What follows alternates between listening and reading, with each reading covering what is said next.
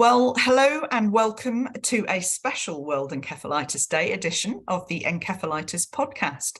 Today, I'm joined by Dr. Tom Pollak from King's College in London and Dr. Jesus Ramirez-Bermudez of the National Institute of Neurology and Neurosurgery in Mexico. They're here to talk about two new super important research papers around mental health and encephalitis. Now, to our listeners and viewers, we're going to be touching on some difficult areas in this podcast, including more broader mental health issues. We're also going to be touching upon some difficult things such as self-harm and suicide.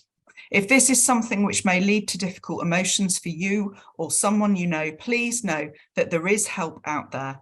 In the links to this episode, you're going to find some extra resources which we've put together around mental health, which we believe will be helpful to anyone affected by encephalitis and also their family and friends. This includes links to useful organisations around the world, a mental health fact sheet, lots of sources of support and information. And don't forget, if you want to speak to one of our support team, they're here for you as well. You can find more information about how to connect with the support team in the links in this podcast. But to start, welcome Tom and Jesus. Thank you for joining the podcast today and talking about your very important research. Hi, Ava. It's a pleasure to see you. Hello, Thomas. Hello, everybody. Hi, thank you, Ava. Thanks, Jesus. It's lovely to see you again. Great. Well, it's great to have you both on the Encephalitis podcast.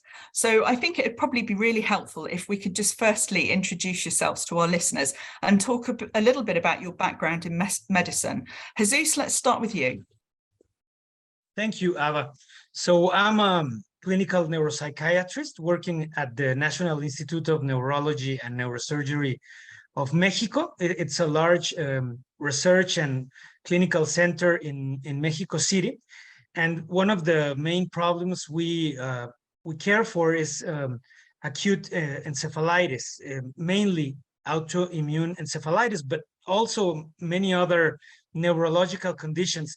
And myself, I've been working for the last 20 years with persons that have mental health problems that are based on brain disease. So that's mainly my background, and that's the reason why I'm here.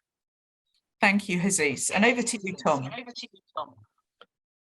Thanks, Ava. Sorry, there's a bit of an echo there. I'm a neuropsychiatrist as well. So I'm a psychiatrist, although I have had some training in neurology, and I'm also a researcher at King's College London. And really, for the last, I suppose it's 10 or more like 12 years now, I've been working with patients with encephalitis, and particularly with autoimmune encephalitis. I lead the autoimmune encephalitis pathway at King's College Hospital and at King's Health Partners in South London, and I run an autoimmune encephalitis clinic with my neurology colleague, Dr. Esther Coutinho. But more generally, my research is very much in the mental health of people with encephalitis, but also the impact of brain inflammation on mental health and well-being more generally. Thanks for that, Tom. We'll stick with you for a minute. If you could briefly summarise for us how mental health can occur in relation to encephalitis, because I think it's fairly multifaceted, but you'll need to try and make it simple for us. Yeah. Okay. So I guess the first thing is you say, how can mental health occur? And well, it's worth saying, we all have health, we all have physical health, and we all have our mental health. And mental health is a good thing. It's what allows us to thrive. But of course, we have our moments or times of good mental health and our times of poor mental health, just as we do with physical health. And I guess with reference to encephalitis, the first thing to sort of bear in mind is it doesn't, as far as we know, discriminate in terms of who it affects. And so it's just as likely to affect somebody who, for whatever reason, already has a history of mental illness or a history of mental health challenges, or even a predisposition to that, as it is to affect somebody who has no such history. So that's going to affect someone's journey when they do actually get encephalitis. And I guess when someone actually has it, there are three sort of phases that it's worth thinking about. The initial symptoms, what are the symptoms that they present with? Well, often these are actually psychiatric symptoms. People can present with anxiety, with agitation, with changes in their mood, to the extent that sometimes they don't actually look like they have a neurological disorder. They look like they have a psychiatric disorder, at least in the initial stages, although more often than not, this does tend over time to end up looking much more like a neurological disorder. But that means it's really important to spot these disorders. And often it's actually people in the mental health professions who see these patients at first. But I guess when the patient is very, very unwell indeed, and they're in hospital and they're finally getting the sort of care that they require, usually in a neurology ward or a medical ward, often they're very agitated and distressed. Sometimes they will have severe confusion, often sort of psychotic symptoms or very bad anxiety symptoms. And so here, really the priority is making sure that the person is safe, making sure that their levels of distress are as well treated as possible, at the same time that all the other medical treatment is happening with this patient. And then finally, and this is really why we're here to talk today, and I think this is an area that is just, we're beginning to realize how important it is, and the sort of enormity of it is that, once the person leaves hospital, that's when their journey starts. We've always known that people with encephalitis they have a lot of sort of challenges with their mental well-being. It has always appeared to us as though there may be an increased incidence of particular mental illnesses. But to date, there hasn't been a huge amount of research, or at least systematic research, looking at all areas of this. But that's changed, and that's something I hope we can talk about today. Thanks, Tom.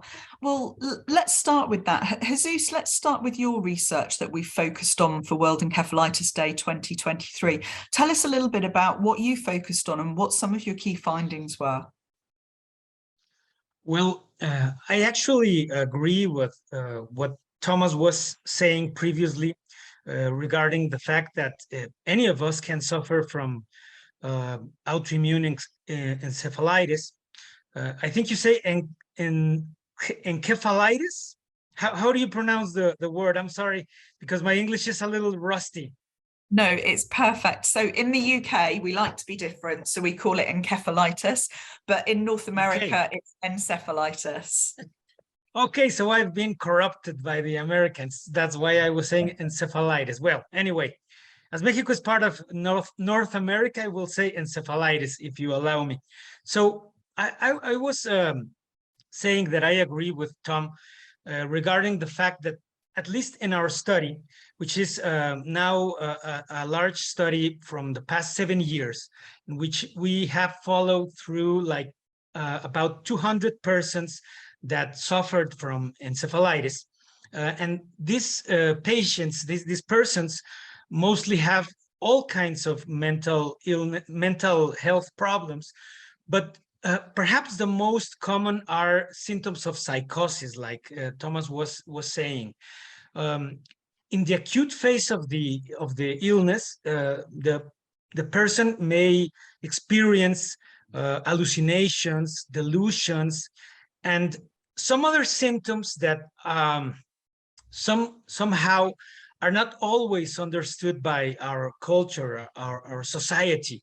So perhaps one of the first messages is that if someone faces that kind of experience, we also have to think in medical terms if the person is not suffering actually from encephalitis. Well, having said that, I will focus in the current study, which is a study of 120 persons that suffered from anti-NMDAR encephalitis, which is perhaps it's the most common form of autoimmune encephalitis, or at least the one that is most well known, with a larger body of scientific research.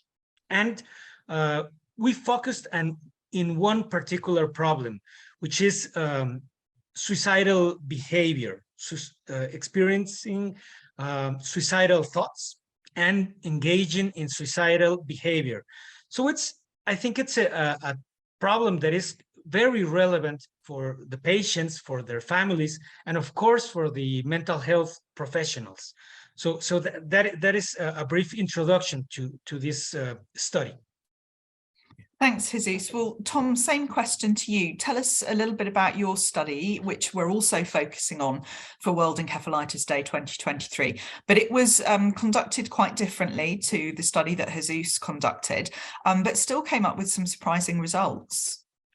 Yeah, so we were really interested in what existed out there in terms of the studies looking at the mental health of people who'd had encephalitis. And we were interested in all kinds of encephalitis, not just autoimmune.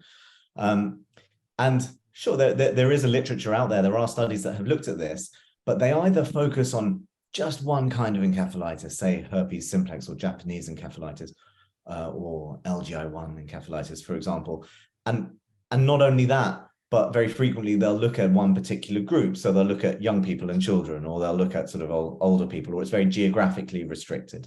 And as a psychiatrist, this is the thing that sort of bothered me most, is that they looked at a really restricted set of symptoms, of mental health symptoms. It was either all about anxiety or all about low mood or personality change. And actually, I think to get a really good idea of the mental health outcomes of encephalitis, you need to be looking across the board at the whole variety and breadth of mental health symptoms.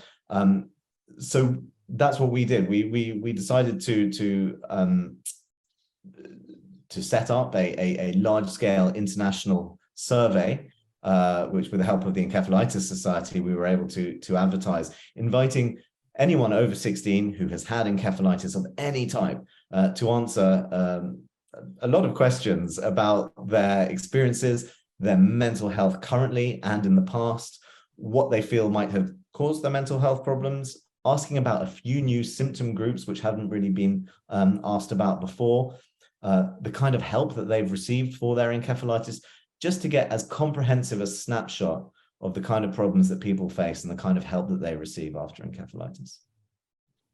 Okay, well, Jesus first and then perhaps Tom again. I think give us an outline. What in each of your views are the headlines from each of your studies? Okay, so in the study that we conducted in Mexico, I would say that this is a prospective study in the clinical field, and by looking at these 120 patients that suffered from anti-NMDR encephalitis, we found out that actually 13%, which is 15 patients, had an important features of suicidal thoughts and behaviors.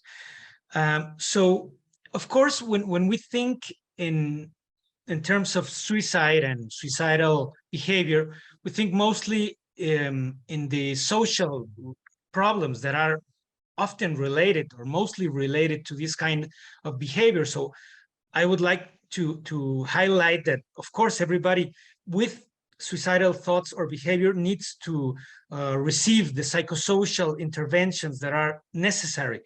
But nonetheless, some neurological problems also increase the risk of suicidal behavior. This has been observed in other autoimmune conditions, for instance, multiple sclerosis.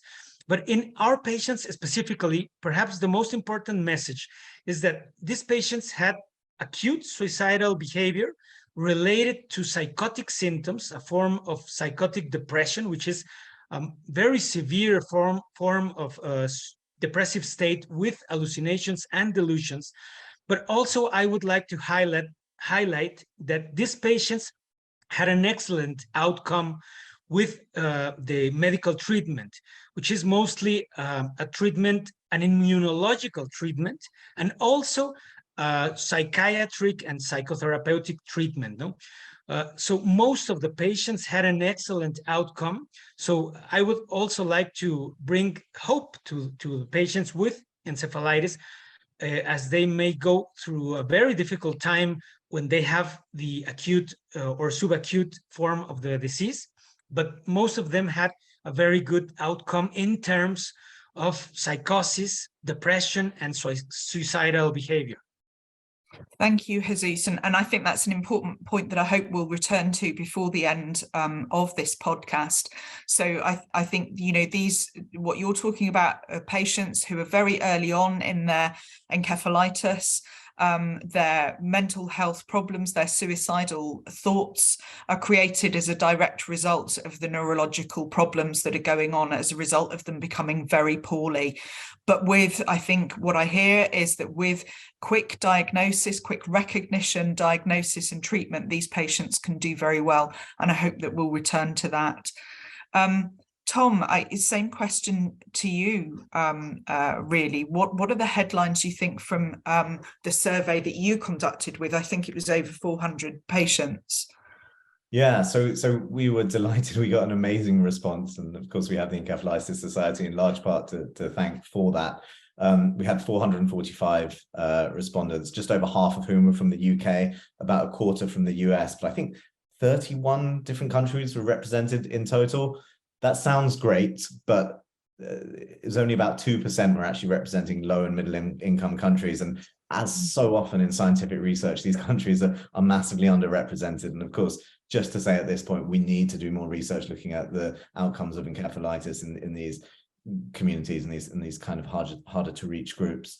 There was a mix of infectious and autoimmune encephalitis. So I think infectious was about 60, just over 60%.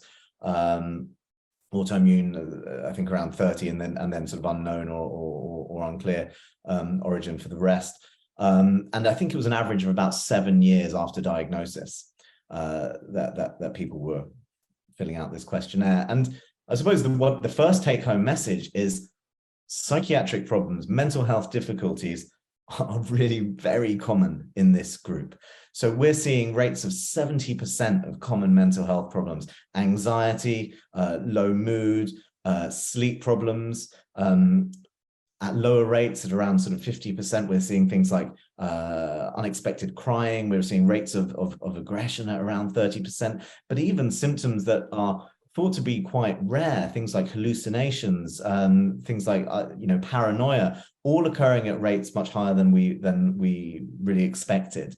Not only that, but when people spoke about diagnoses that they'd actually received from their doctor following their encephalitis, again, we were surprised at seeing, nearly half of respondents had received an anxiety disorder diagnosis. There's a lot of post-traumatic stress disorder, about 1/5 of people out there. So there is clearly a lot of need.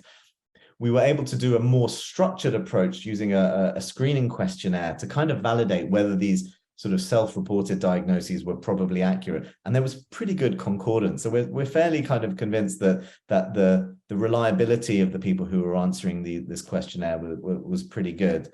One of the questions we were interested in is how good is the treatment that people think that they've got. We know that people often just aren't asked about their mental health problems when they see the doctor, let alone necessarily directed to the right service.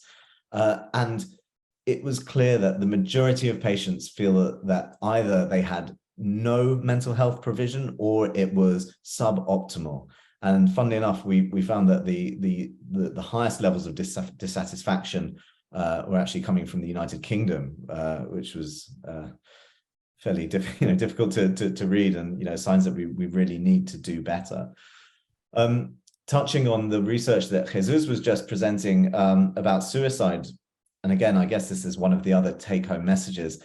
We were, I guess, shocked is the only way to put it, to see that over 35% of our respondents had been suicidal since their encephalitis diagnosis. And in total, out of the entire kind of group of respondents, under 4.4% of patients had actually attempted suicide. So there are high levels of distress in this group. And clearly, at least from the perspective of the patients, although I should add from my perspective as well, that they're probably not getting quite the kind of service provision and support that they need. other interesting bits and pieces, we threw in a few questions about symptoms that had never been asked before in encephalitis, particularly sensory hypersensitivities, which is something that so many of my patients complain about. Hypersensitivity to light and sound.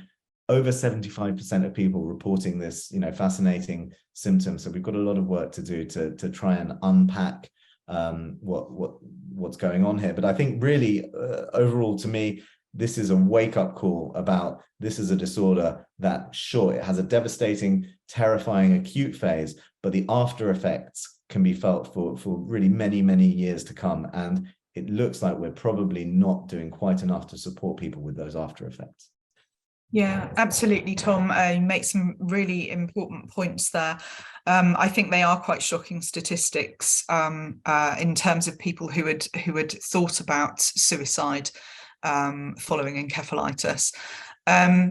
I think also your point around us not knowing enough about people in low to middle income countries, and I'm hoping that as we go forward, that the work that we're developing with the World Health Organization will be able to begin to address some of these things. So I think it's really timely that yourself and Jesus are doing this work now, which hopefully can feed into that kind of work going forward. And I think what you've both described really validates why this year in 2023 we decided to focus on mental health and suicide and self-harm, because it's a difficult topic, and I will talk about that as we conclude the podcast. But it was a difficult decision, but I feel very much the right decision to begin having this conversation and understanding, because we can't fix anything unless we understand it. And I hope that it will empower some people to be able to reach out for help when they listen to this podcast, who otherwise might be suffering in silence, which we know is a problem for some people. So will you both be continuing to research in this area? Tom, you first, and then Jesus. Yeah, 100%. This has given us so many leads that we're interested in following up. I think, sort of 2 or 3 main areas. The first of all is, we now know that these problems exist. We have an idea to the extent to which they exist now. What we don't know is, when someone becomes unwell and they come to hospital with encephalitis, who are going to be the patients who go on to develop the mental health problems in the months or years down the line, and who aren't? So one of the things that we're trying to work out is, how can we predict the longer term mental health outcomes of these patients, and whether that's using kind of clinical data or data about, people's kinds of background, or whether it's actually using biological data, immunological data, neuroimaging data. We're interested in looking at all of these and trying really to be able to predict who are the people that we need to focus our energies on. On the other hand, I'm working with some wonderful psychologists now, think about how can we personalize or sort of specialize psychological care for people who've had encephalitis. Because at the moment, when people get psychological therapies, it's pretty much the same playbook as people with a sort of acquired brain injury or traumatic brain injury. And I think there are some aspects about encephalitis that are particular to encephalitis. And if there's a way that we can sort of, come up with a model of psychological well-being, mental well-being following encephalitis, and use that as a basis for people to help treat common or even severe mental health problems in encephalitis, then at least we know that we're all going to be on the same page. And I think this is really going to help patients going forward.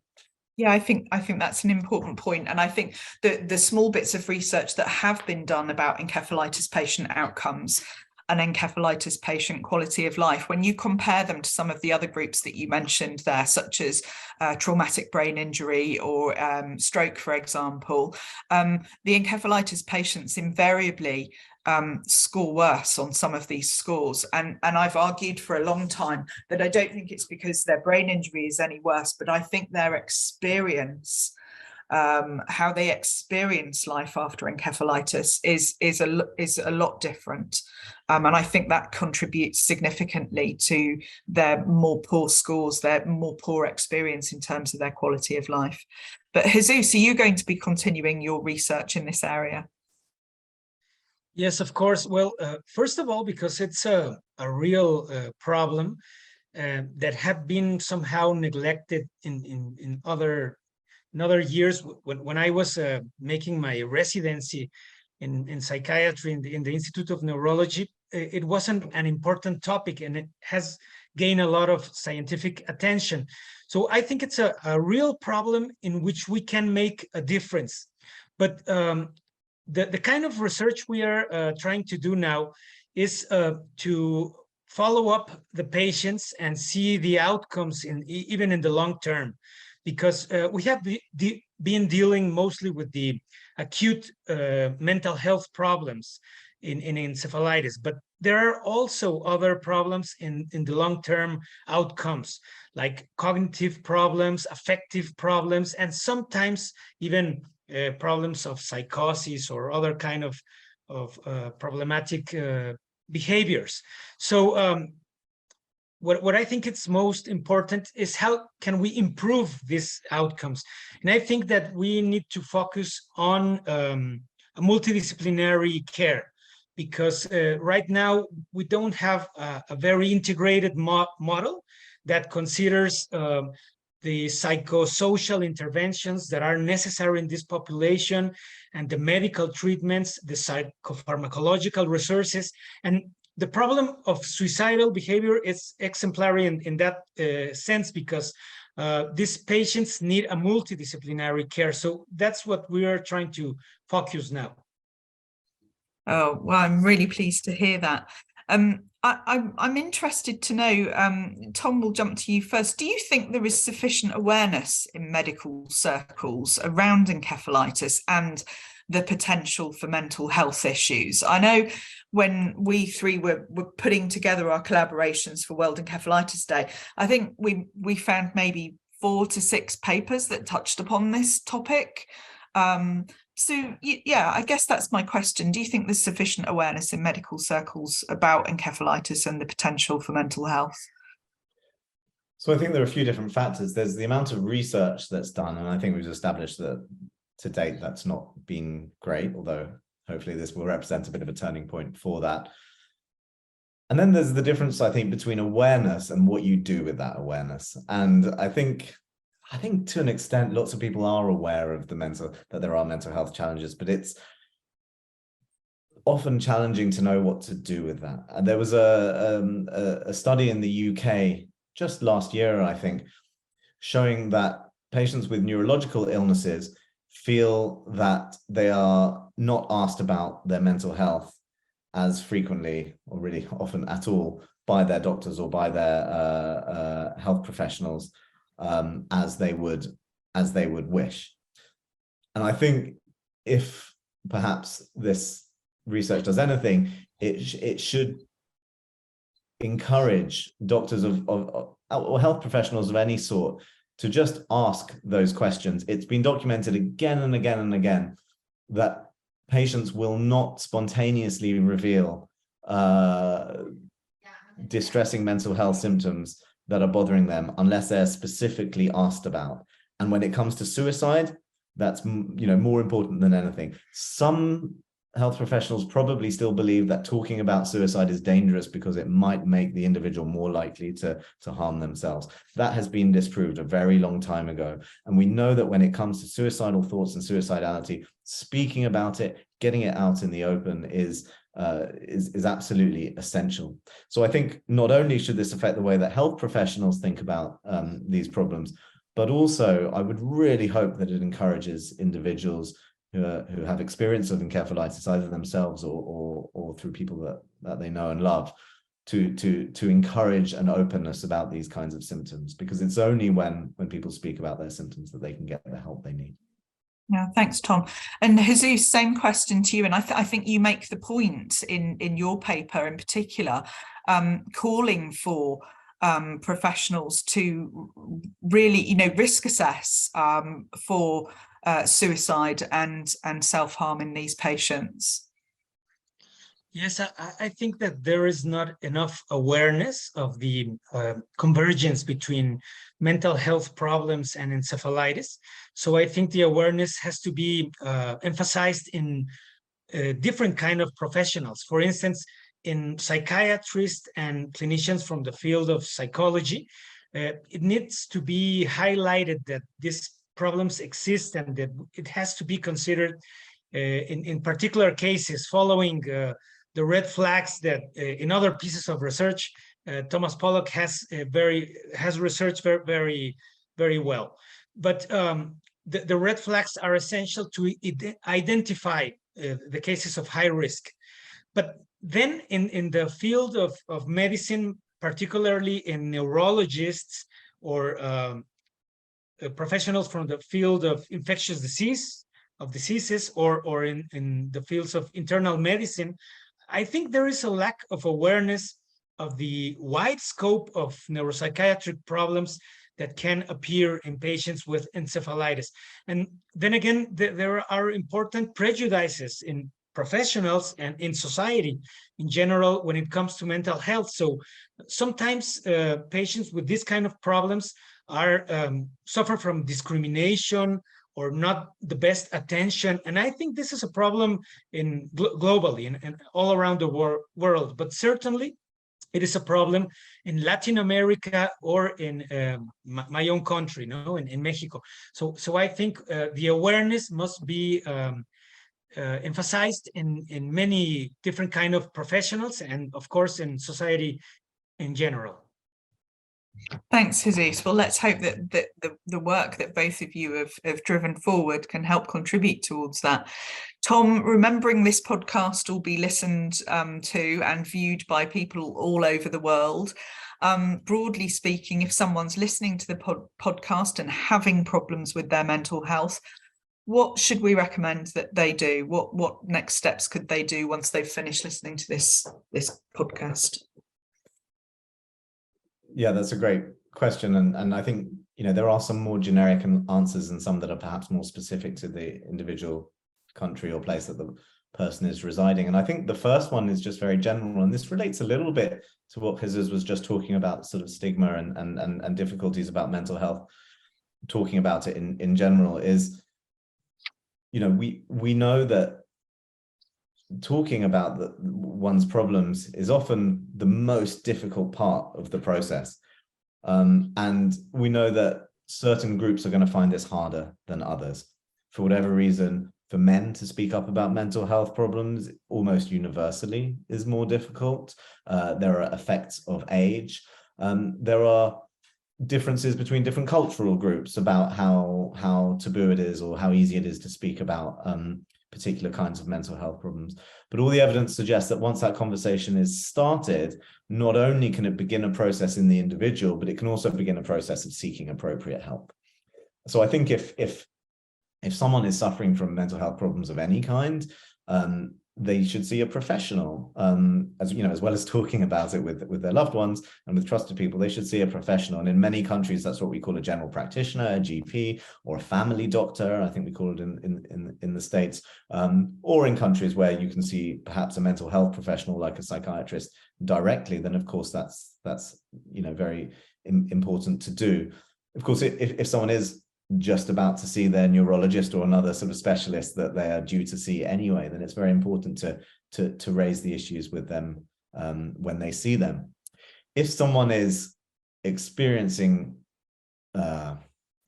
difficulties that are really difficult, that they just aren't able to cope with, and they feel suicidal, that they might actually do something to harm themselves, they feel that harm might come to themselves or even to their loved ones or people around them, then this is actually something that the emergency services are going to be able to help with. And I think in that situation, you call the emergency services or you take yourself down to your local A&E or emergency department. These places are open 24/7, and nobody in these settings is ever going to complain that somebody suffering from mental health symptoms has presented asking for help. It's what we do. It's why we're paid. Thanks. Thank you, Tom. Well, look, we're coming to the end of this podcast, and I wondered if there was anything either of you wished that I'd asked or that you wanted to add. So I'll start with Jesus. Is there anything you want to add before I finish up with some final words? No, I would just like to say that thank you very much for inviting me, and and for bringing up these issues of mental health and its relationship with encephalitis, because we can all suffer from mental health problems or brain disease. So we better be open about it as a society and be to remember the value of solidarity, in these issues. So that's all. Thank you, Jesus. Tom? Well, I think just to emphasize that, for so long in this country, at least, and I think in most of the Western world, there's this real distinction between mental health and physical health. And to the extent that we have hospitals which are for physical health problems, hospitals that are for mental health problems, they're usually in different places, they have different funding, you have different training to work there. And encephalitis is just an amazing example of how those distinctions are totally arbitrary, and how actually, if you become unwell, you're going to need help from both sides. But there are structural problems here. This kind of slightly, this philosophical distinction that we all have in our heads, or at least many of us do, it has real life implications. And some of those are, problems in actually getting help. It's not unusual for me to try and refer a patient to mental health services and to be told, well, I'm afraid we don't have provision for them because they've got a brain problem. And, going into not going into the 21st century, but, a fair way into the 21st century, a quarter of the way in, we really shouldn't be thinking like this anymore. And I think it's only when we can get rid of this way of thinking that people are going to get the kind of help that they really need. Oh, thank you. Now, as I mentioned earlier, the podcast is going out on World Encephalitis Day, or World Encephalitis Day, wherever you're living in the world. But I have to ask you both, I hope you've both got something red that you're going to be wearing for World Encephalitis Day. Good. Okay. I keep it with me everywhere I go. Of course you do. Jesus, we're going to be, unfortunately, there's been a massive cyber attack in the UK on our post office, and we're not able to post anything out of internationally. So we're going to have to rely upon you to be wearing red on the 22nd of February. Okay, it's critical, and there is severe punishments if people don't. No, and I'll invite all my colleagues in the Institute of Neurology and other colleagues to wear that color that day. Brilliant. We want to see the photos of that. We want to see them on social media, and I need you to email them into us, because as Tom knows, we put together all the different labs around the world, and who are going to be, they send us in their pictures wearing red. So please do that. Tom, I understand you're also jumping on a plane the day after World Encephalitis Day and going to see Jesus in Mexico. What are you going to be doing there? So I'm really excited about that. It's a very kind invitation from Jesus to join his group out there. So I'm going to be giving a talk about some of the research that I've done on encephalitis and mental health and the sort of issues that we spoke about today. Hopefully get a chance to see the institution that Jesus works at, see the way that they assess the patients, hopefully steal some of his best practice, and with any luck, although it will be 2 days later, we can paint the town red after all of that for World Encephalitis Day. Sounds amazing. And I'm awaiting my invitation to Mexico, Jesus. I'm sure it will come soon. Not that I'm jealous. Sure, we're planning something in the Mayan Riviera, Cancun, or something like that for you. Oh, I'm there already. I'm there. Thank you both. We're in the Pacific. Thank you both for taking the time to join us on the Encephalitis Podcast today. Thank you to all of our listeners of the Encephalitis Podcast as well. As I mentioned at the beginning of the podcast, please see the links attached to the description of this podcast for information and resources surrounding mental health and encephalitis. It was, as I said earlier, a difficult decision to focus on the risk around mental health, self-harm, and in some cases suicide for our media campaign during World Encephalitis Day. But I think, and I hope that people agree, the research from Tom and Jesus and their teams, we believe, is far too important to be ignored. Our hope, as both Tom and Jesus have mentioned, is to shine a light on this issue, and that a lot of the problems associated with mental health are preventable and in many cases highly treatable. So that's a really important take-home message that we want all of you listening to this to know. Finally, before we go, I want to say a few words about World Encephalitis Day. This is the 10th anniversary of our global awareness campaign. When we started in 2014, it was a much smaller affair. Today, we hope to reach tens of millions of people across the world and through radio, television, and social media. To see World Encephalitis Day become such a success in such a short space of time fills me with a great deal of happiness. So many people have helped us to reach this point, and I want to take the opportunity to thank all of you on behalf of everyone at the Encephalitis Society. So thank you all. Remember to get involved, wear something red, take those selfies and post them on your social media using the hashtag #RedForWed.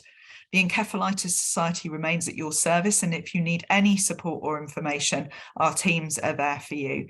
Go to encephalitis.info for contact details or to chat to one of the team online. We hope that you've enjoyed the podcast as ever, and as always, if you can support our life-saving work, we would be extremely grateful. You can go to encephalitis.info/donate. Other than that, happy World Encephalitis Day, everybody. Enjoy yourselves, and know if you are struggling, there is help out there, and we can help you source that. Thanks, everybody. Thank you. Thank you very much.